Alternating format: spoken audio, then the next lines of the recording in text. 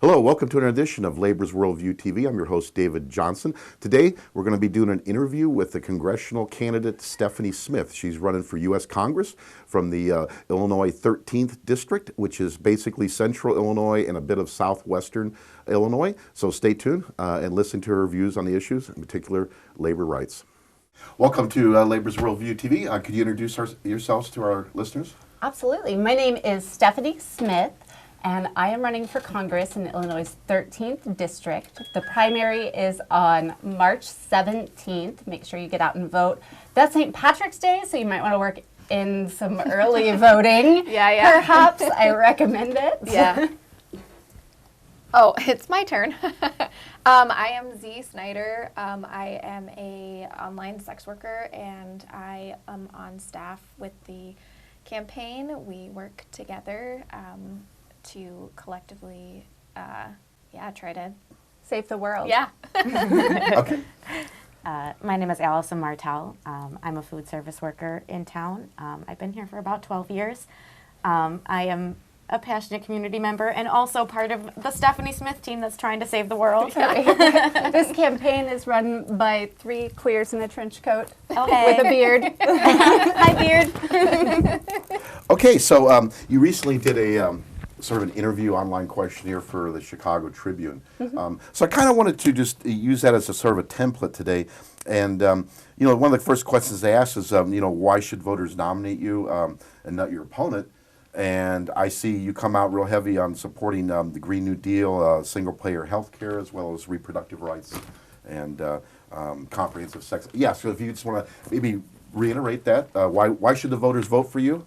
Well, we talk about these things collectively, and we discuss the issues that are affecting us. And we sat down, we had a really long talk, and we all decided, we're really into having a habitable planet. We like our corporeal form. And so the Green New Deal, in looking at that legislation, that was really the only thing that really suited our desire to continue our existence. So we went with that one.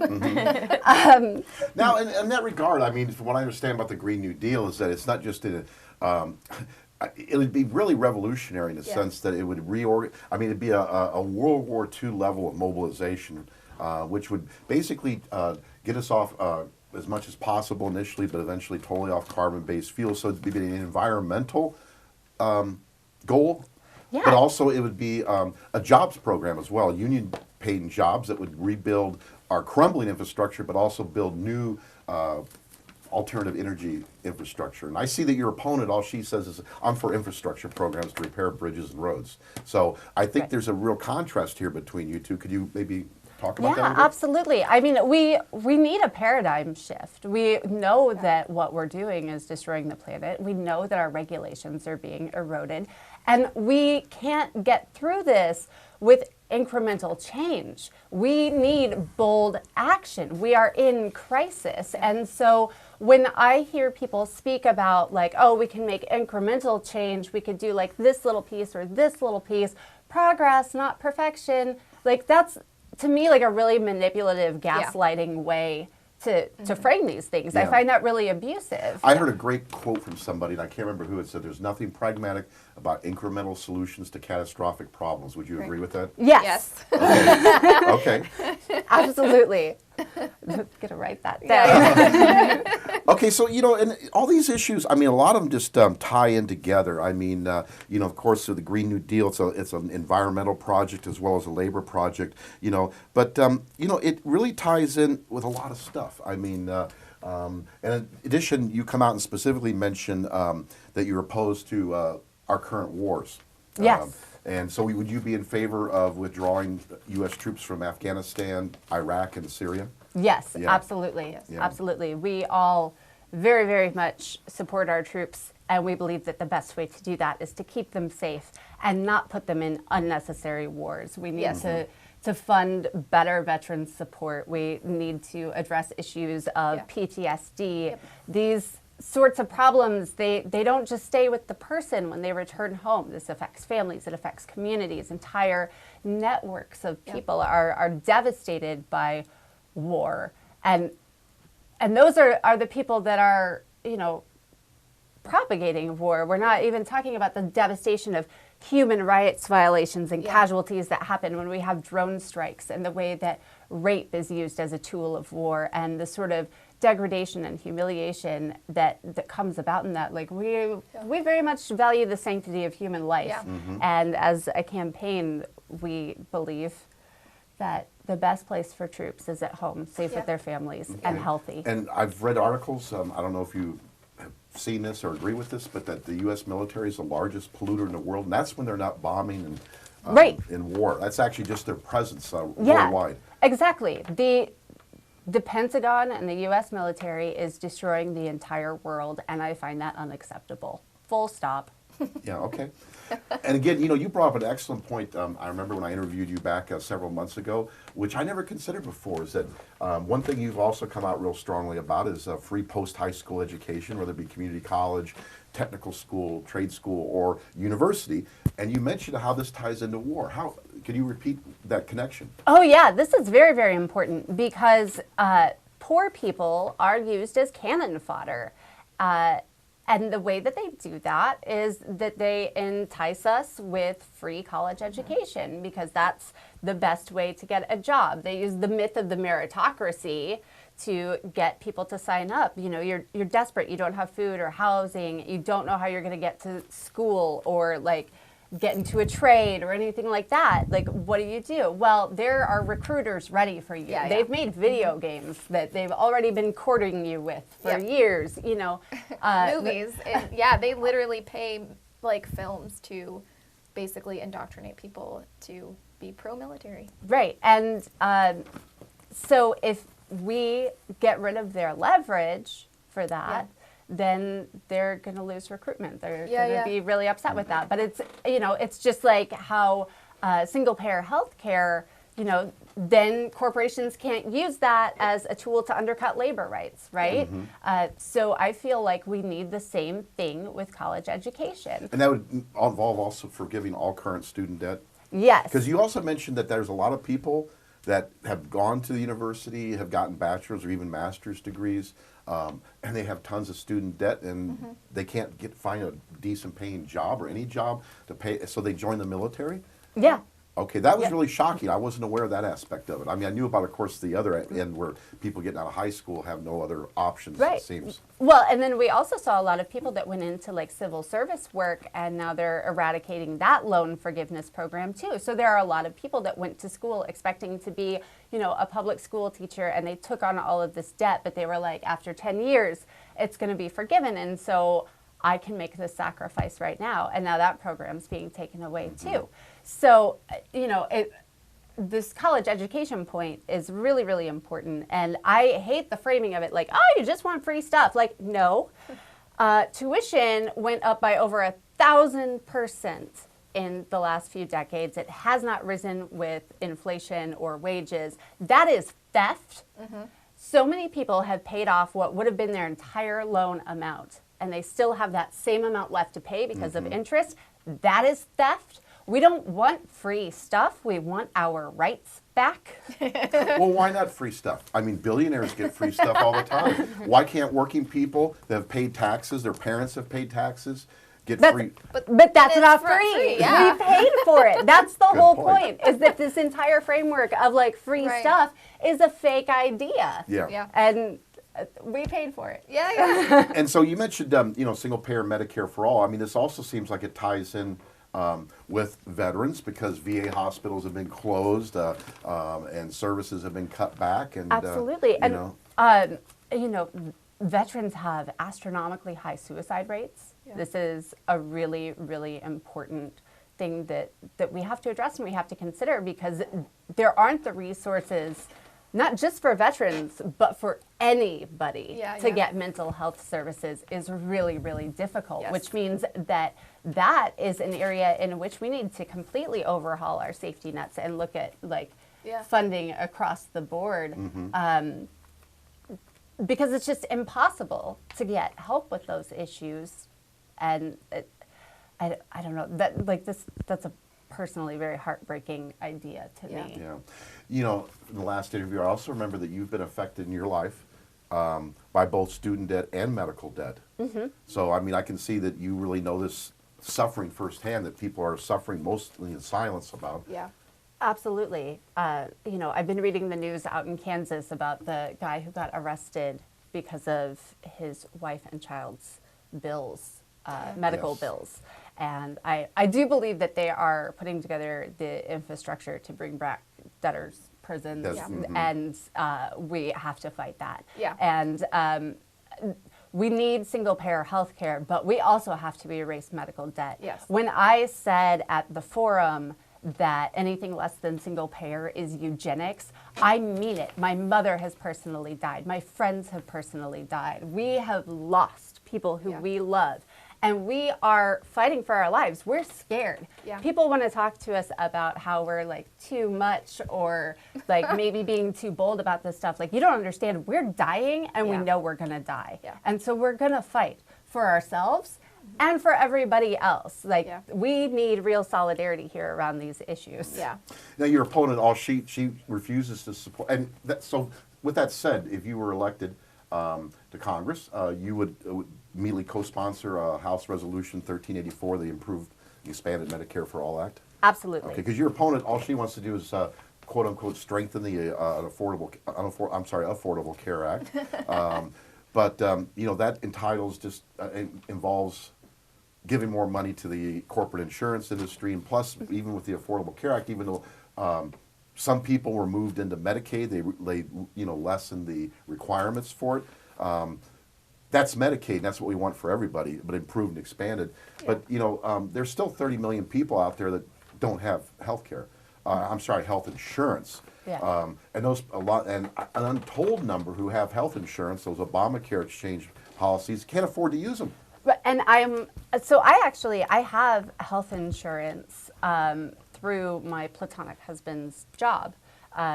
And because of my chronic illness, I have to go to multiple specialists. So a lot of people think like, oh, you have insurance, you just go to the doctor, what's a $20 copay? Like, well, a $20 copay might not be that much to some people, but when I have to go to a rheumatologist, a gastroenterologist, my general practitioner, and a dermatologist, and the fees are higher for specialists and that sort of thing, all of a sudden, it's been 1 week and I've paid $150 in copays, and I haven't even gotten to the part where I have to pay for my prescriptions yet because they aren't completely covered. And it's too much to keep up with. I cannot afford the care that I need for my chronic condition. And under the ACA, I will never be able to. Yes.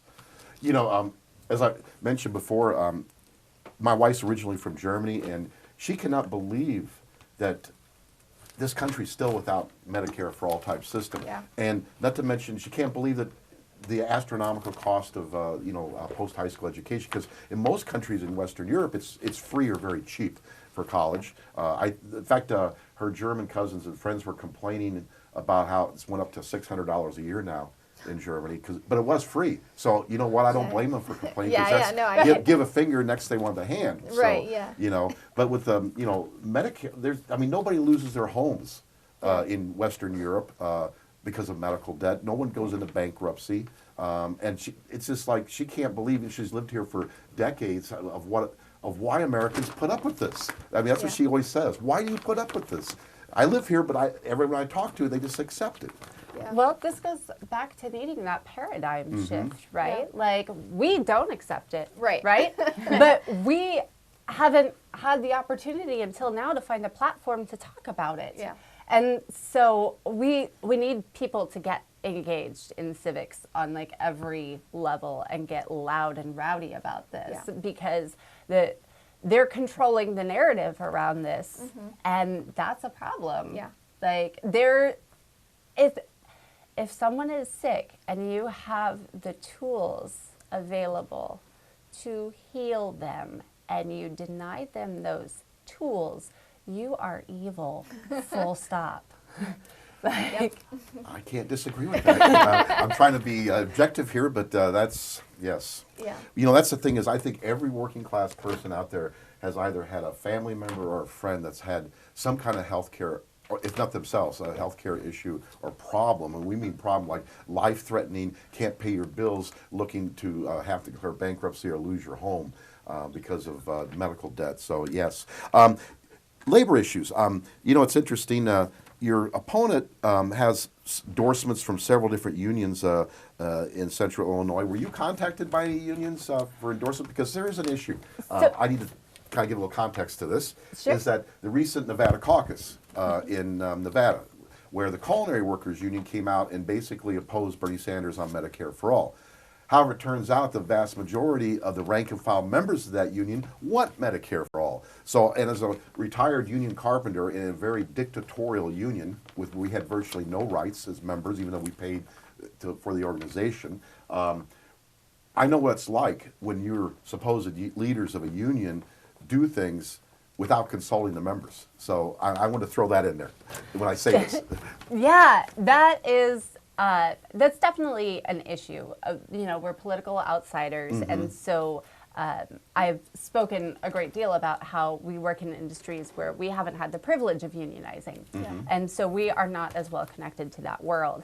And a lot of unions did not reach out to us. We saw pictures of their presidents, at Betsy events and that sort of thing, and so we just figured that was not where we would be spending our time. And Betsy is part of that maybe because of her connection with U.S. Senator Dick Durbin? Oh, yes, absolutely. I Yeah. mean, those worlds are very, very much interconnected. Yes. And we did a lot of work. We support the Decatur Federation of Teaching Assistants. I really recommend people look at what's happening with that. You supported them how exactly? We went to we went to their strikes. I went to rallies. So you actually signal went out there and boosting. walked picket with them? Oh, yeah. Was Betsy there? No, not at all. And Okay. we circulated their events on our campaign page and that sort of thing. And one of them lost their health insurance and got denied chemotherapy. These are grave circumstances that these people are facing in Decatur, and it needs to be taken seriously. We tried for the IFT endorsement, and there wasn't a lot Illinois of Federation of Teachers? yeah, and there was not a lot of transparency about how that was going to work or go. We're outsiders; we don't really know. Yeah. But the vote was really close, for example, on that. But I understand that the way things are set up now, because of the establishment and how brutal they are, they're holding businesses hostage and won't let people do events for us, and they're doing catch and kill on my national news stories. There's a lot of suppression happening around this race in particular. So when it comes to unions, there's no incentive for them to endorse us because we have integrity and we're going to show up for workers no matter what. That is what our campaign is about standing up for the low wage workers who we're gonna die. Yeah. Right? So we're in this fight. Always. You're pro-worker for sure, Right. but not necessarily unaccountable union officials. Right. Because there is a big difference. Yeah, exactly. I'm speaking from my personal Right. experience. Yeah, so Yes. I don't actually need anybody's endorsement to do the right thing, and I think people like Betsy do, because they will retaliate if they don't get it. We have integrity. We're going to fight no matter what. Right. And so for me, there's no bad blood about not getting those sort of endorsements. Right. But we're here doing the work, trying to help that paradigm shift along. Yeah, and I think what it comes down to is, are your issues going to help the average working person, whether they're union or non-union in this district, more than Betsy's? And I guess you mentioned Medicare for all, you mentioned Green New Deal, end of the wars, which, by the way, because of all the money spent, you've alluded to the fact that's preventing us from doing the things we need to do here in this country to help people better their lives. But specifically on union stuff, you mentioned that you're supportive of repealing the anti-union Taft-Hartley Act, and in support of what they call card check system, where basically people sign a union card, and if it's 50% plus one in the workplace, it's automatically a union, as opposed to how it is now, where employers can undermine the union election system, the election of workers to vote on whether to have a union or not. Yeah, absolutely. And I mean, a lot of a lot of our labor work on this campaign is informed by Allison's perspective. She does amazing research on labor history and has been working really hard to agitate for an umbrella food service union locally. And she's been with the campaign since the start because she's dedicated to that work and gets really loud about it. So we absolutely support workers' rights strongly. And again, the United States is the only industrialized country, not only without Medicare for all, not only without free or very cheap post-high school education, but also it's the only industrialized country that doesn't have a card check system. So I mean, we're doing things that these other countries are. You're proposing, advocating for doing things that some of these other countries did 70 years ago. Yeah. right, no, like that has been the most astounding thing I think for all of us. And you're is considered that- radicals. Right, is that we're like, this is common sense. Like, we'd like to have a job that pays enough for us to have a house, have some food. Whoa, calm down now. That's frightening. Like, That's asking so much. we'll just go to Aldi. It's fine. Yeah, no, these are not radical ideas. Like, I want to see a doctor when Yeah, I get right. sick and then go home and take a nap Yeah. and not have to worry about losing my job Exactly. because I got sick. There's Yeah. nothing radical about that. Not Right. a dang thing. Right. And like the thing is, in these other countries, it's not just that it's happened; it's that it's been proven successful. Very good point. Yes. And, I mean, and there's then tons you of data on this. you introduce the concept of having it here, and it's like, whoa. That's. Are you sure that's gonna? Yes. Just look at all these other successful examples. It works. Yeah, I tell people all the time. I mean, there's tons of data to prove this Yeah. point. Also, talk to working class people who have moved Yes. here from Europe, not wealthy man. people, but working class Right. people. And the first thing they're going to tell you is,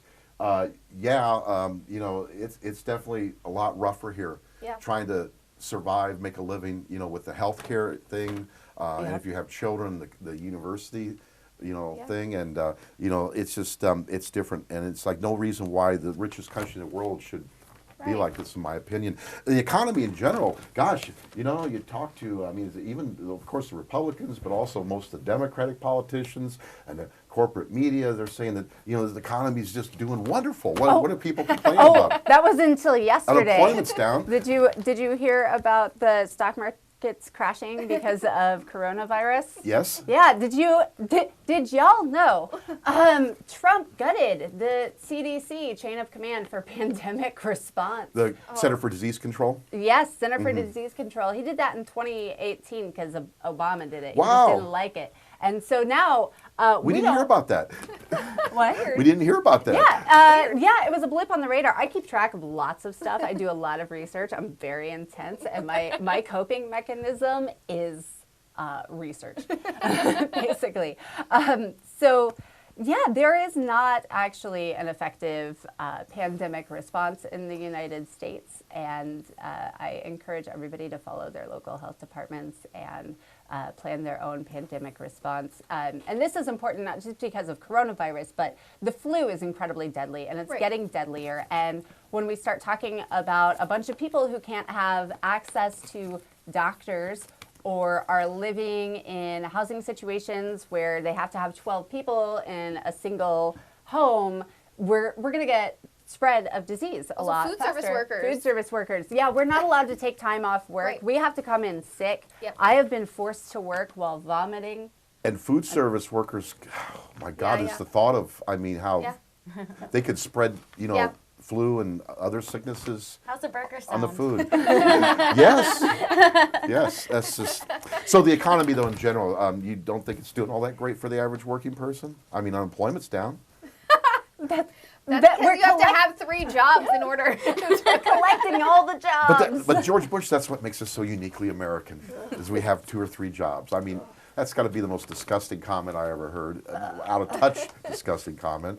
So, but that's the reality, isn't it? For most workers out there, is that 2 jobs, sometimes 3?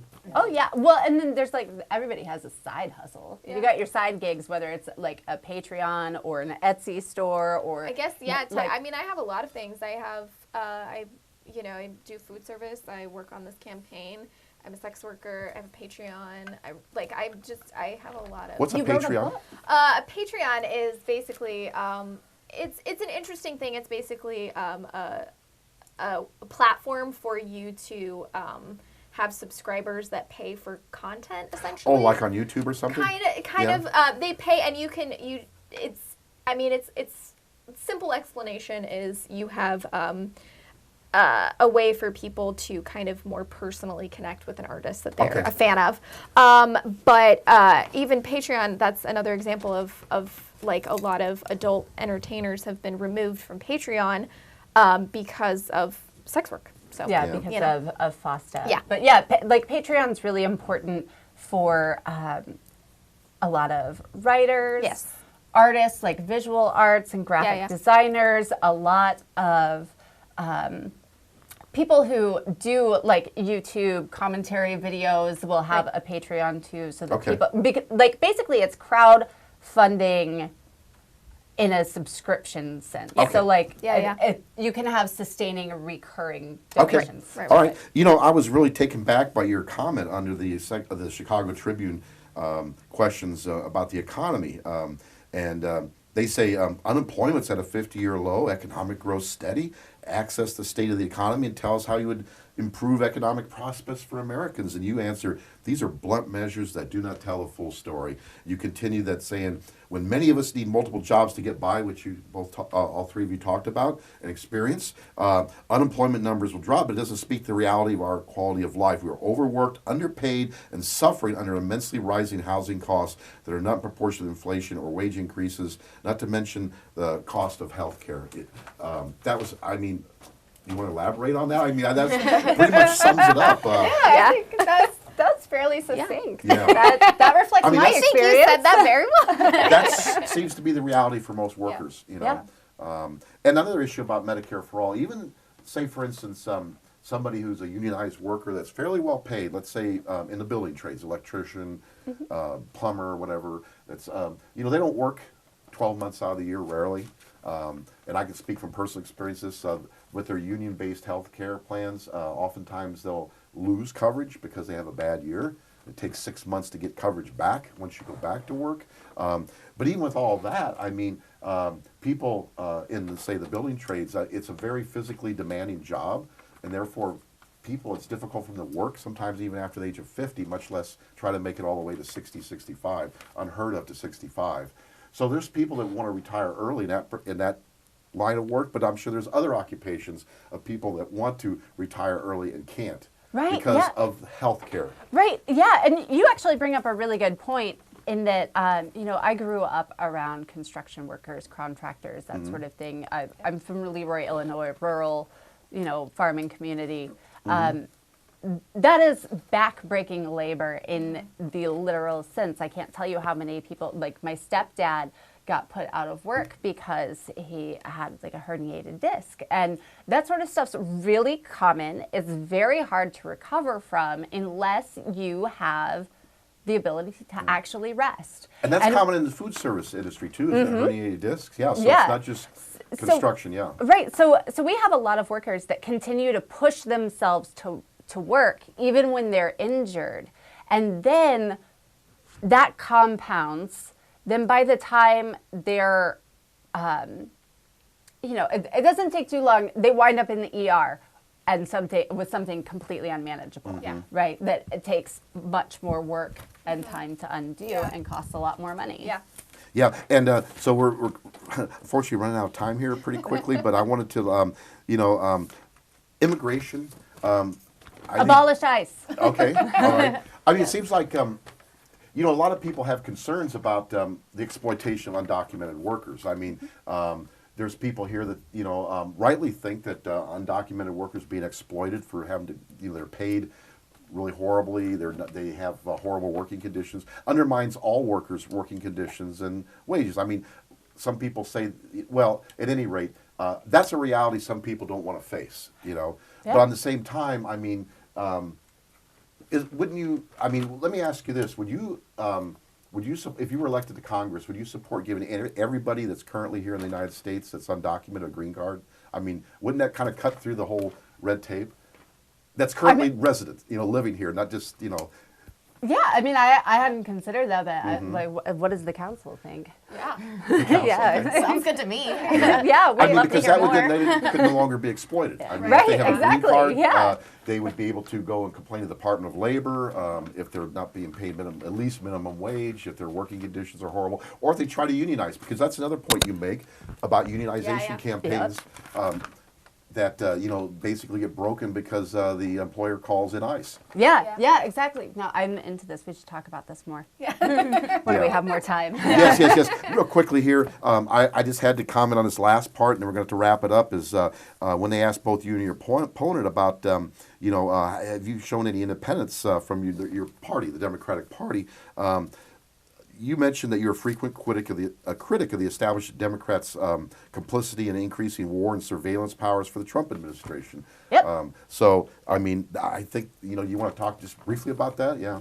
Yeah, absolutely. We have a bloated defense budget. They gave him billions of dollars for that wall. That got bipartisan support. There were a chunk of Democrats that did not vote for it. But the majority of Democrats voted for that budget as well. And then, we've got things like Sesta Fosta, which I talk a lot about. It was designed as sex trafficking legislation, but what it really does is erode Section 230 of the Communications Decency Act. And it has created mass-scale censorship across the internet. But I was also really against the Patriot Act when that happened in 2002. And they just renewed it. Right, and that is unacceptable to all of us. I do a lot of research too, Stephanie, and to me, in the U.S. House currently, here's the breakdown. You've got 189 Democrats versus 41 Democrats. What I mean by that is 189 voted for Trump's military budget and gave him an extra $180 billion. 41 voted against it. The same 189 Democrats voted for the new NAFTA bill, job-destroying NAFTA bill. The same 41 voted against it. And I'm seeing this pattern. When you get elected, are you going to make that number 42, hopefully? I sure hope. I hope we do a lot more than that. Yeah, We've been right? networking with a lot of campaigns, okay. and so hopefully we can Jump pump that number up even up higher? considerably more. Okay. Well, all of you, thank you so much for coming on Labor's Worldview TV, and best of luck coming up here in the primary. Yeah, thank you so Thank much. you. All right.